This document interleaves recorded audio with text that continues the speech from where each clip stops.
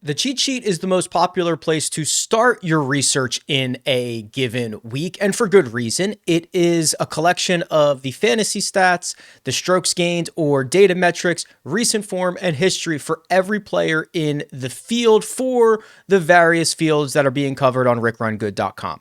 On the left-hand side, you'll be able to switch between the fields that are covered. This would include PGA, Live, European Tour events, showdown slates, and everything else that is included. If you click on one of those, the new data will simply just load, and you can go back and forth between the slates that you would like to see. You can dial in your research by choosing the number of rounds that you would like to see for each golfer, whether that's 36, the standard, 24, maybe you want to go a shorter term and see 12 rounds, or maybe you want to go for a longer term view and look at the last 100. Those metrics will all update according to your input of how many rounds that you want to look at. It's easy to dial in the golfers or tiers of salaries that you want to look at by using the slider to determine which golfers or what set of golfers that you would like to compare to one another. It could just be any number of salary ranges, not limited to just 8,000, just 9,000. You can make this adjustment for those golfers, or you can search by name. You can select multiple golfers and be able to compare them against one another as well. Just make sure that your salary range is open so that you are not filtering those golfers out. The default will show the 6 most recent tournaments, and if you hover over each tournament, you'll be able to see what those are, and that does change by tour. So since we're on the PGA Tour right now, it's showing you the 6 most recent PGA Tour events. If we go to the European Tour, it'll show you the 6 most recent European Tour events. If you would like to see the field based on any and all events, you should switch to the global view, which will show you the 6 most recent events, and it does not matter what tour they were played on. So let me find a good example. Thorbjorn Olesen has played his last 3 events on the PGA Tour, which shows up here, and his events before that were on the European Tour, which are also designated when you hover over top of them, giving you a full global view of every player and where they have been playing.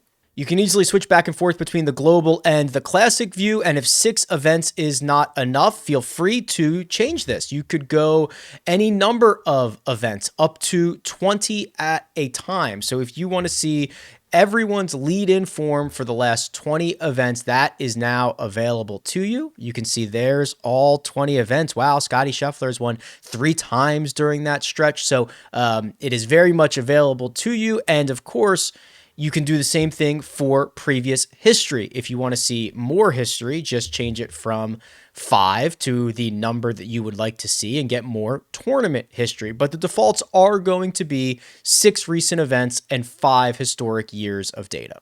We've covered the global view. Now let's cover the weighted view. These are weighted metrics, specifically strokes gained metrics. So if you are looking to compare golfers in terms of strength of field or a variety of other interesting nuggets, you can switch to the weighted view to get those metrics. And of course, all of these are sortable by column here. So if you wanted to compare golfers or compare salaries, those options are there as well. The cheat sheet is connected to both the golfer profiles and the custom model. So if you do star or favorite a golfer here on the cheat sheet or throughout either the player profiles, the golfer profiles, or the custom model, they will stay favorited for you. If you click a golfer's name, you will be taken directly to their golfer profile page for more research. And of course, if you decide you don't want that player, you could unstar them from here, and that will be reflected